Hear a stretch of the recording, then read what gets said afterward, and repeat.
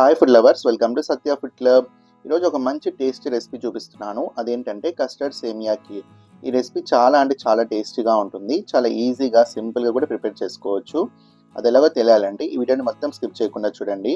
అలాగే మన channel first time చూస్తున్న వాళ్ళంటే వెంటనే సబ్స్క్రైబ్ బటన్ క్లిక్ చేసి బెల్ ఐకాన్ క్లిక్ చేయండి. నోటిఫికేషన్స్లో ఆల్రెడీ క్లిక్ చేయండి. దానివల్ల నేను చూపించే ప్రతి రెసిపీ మీరు మిస్ అవ్వకుండా చూడొచ్చు. ప్లీజ్ ఫ్రెండ్స్, చాలామంది వీడియోస్ చూస్తున్నారు, సబ్స్క్రైబ్ చేసుకోవడం మర్చిపోతున్నారు. చూస్తున్న ప్రతి ఒక్కరు సబ్స్క్రైబ్ చేసుకొని సపోర్ట్ చేయండి. ప్రాసెస్ చూసేద్దాం. ముందుగా స్టవ్ ఆన్ చేసి ఒక ప్యాన్ పెట్టుకోండి. ఈ ప్యాన్ కాస్త వేడైన తర్వాత ఒక 2 టీ స్పూన్స్ నెయ్యి వేసుకోవాలి. ఈ నెయ్యి కాస్త వేడైన తర్వాత ఇప్పుడు ఇందులోకి నేను ఇక్కడ 150 గ్రామ్స్ వరకు సేమియా తీసుకుంటున్నాను. ఈ సేమియాని లైట్ గోల్డెన్ కలర్ వచ్చేంత వరకు ఫ్రై చేసుకోవాలి. ఈ విధంగా ఫ్రై చేసుకుంటే సరిపోతుంది. ఇంకా మన వీడియోని లైక్ చేయకపోతే ప్లీజ్ లైక్ చేయండి. ఈ సేమియా అంతా ఒక బౌల్లో తీసేసుకొని ఇప్పుడు ఇదే ప్యాన్లోకి నేను ఇక్కడ 1 కప్ సేమియాకి 3 కప్స్ వాటర్ వేసుకుంటున్నాను.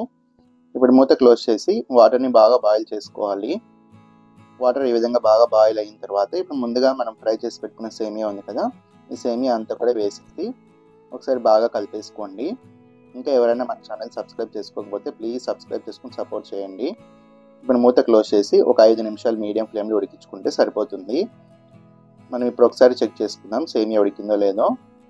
చూడండి, సేమియా అయితే ఉడికిపోయింది. ఇలా కట్ అయితే సరిపోతుంది.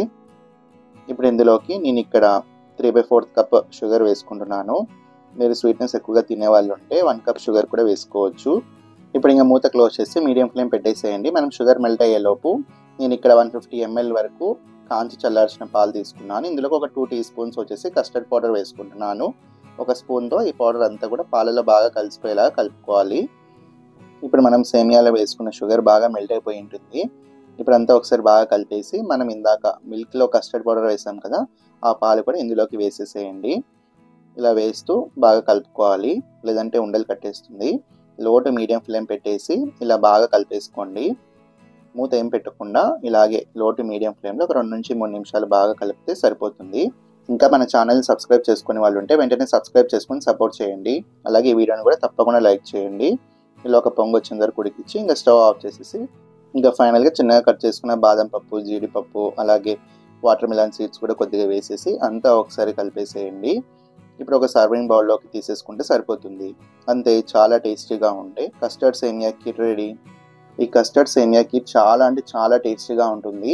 ఈ కీర్ని మనం వేడివేడిగా తినే కంటే కూడా ఫ్రిడ్జ్లో పెట్టుకొని ఒక 2 to 3 అవర్స్ తర్వాత తింటే చల్లగా చాలా బాగుంటుంది. మీరు కూడా తప్పకుండా ట్రై చేయండి. చిన్నపిల్లలు కూడా చాలా ఇష్టంగా తింటారు.